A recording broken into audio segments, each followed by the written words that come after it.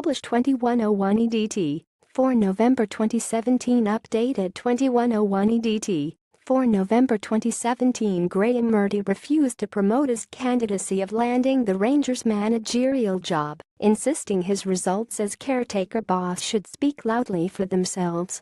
The Ibrox side signed off for the international break with a convincing home win over Partick Thistle, and the twoweek hiatus will give the board a chance to accelerate the process of recruiting a permanent successor to Pedro Caixinha. While Aberdeen boss Derek McInnes remains the firm favourite, Rangers director of football, Mark Allen, is understood to be working on a shortlist, with the name of former England manager Steve McClaren the latest to enter the reckoning this weekend.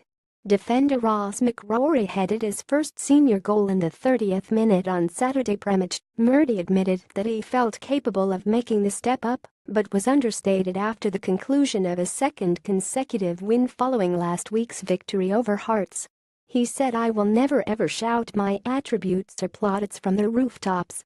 But I am a big believer in doing a very good job and allowing the job to speak for itself." Murty's Rangers were in full control against Thistle and took the lead courtesy of a header from defender Ross McCrorie, who scored his first senior goal in the 30th minute.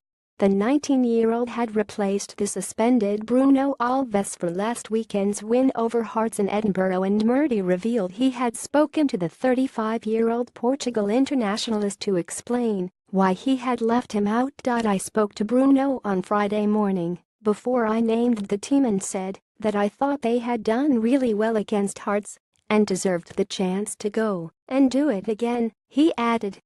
He was very respectful. He understood the decision. "I am a big believer in dealing with men as men and explaining things to them." Winger Daniel Candias doubled Rangers' lead from close range in the 39th minute. "Bruno was open and honest with me, and, on that basis, I think you can move on." McCrorie was full of teenage enthusiasm as he reflected on his first goal for the club, a moment that arrived on the back of some quick thinking between Kenny Miller and Daniel Candias at a corner. "It was an amazing feeling to score, and, seeing all the fans celebrate, it was a dream come true for me," he said. Murty spoke to me before the game and said he was trusting me. "Hopefully, I've performed well and showed him what I can do." Bruno also spoke to me. "He helps me, and so do the other centre-backs like Danny Wilson and Fabio Cardoso." Rangers made it 2 wins out of 2 under interim manager Graeme Murty. "Everyone chips in with bits of information to try and help me develop into a better player." Coached by Murty through Rangers' academy system, McCrorie offered an unsurprising endorsement of the man in interim charge. "He has done brilliantly since coming in," said McCrorie. "He was great with us in the 20s team, and when he was previously in charge of the first team, he also did well. We would definitely support him if he got the job full-time." Murty is good talking one-to-one with players, and he's very good with tactics and shape, stuff like that.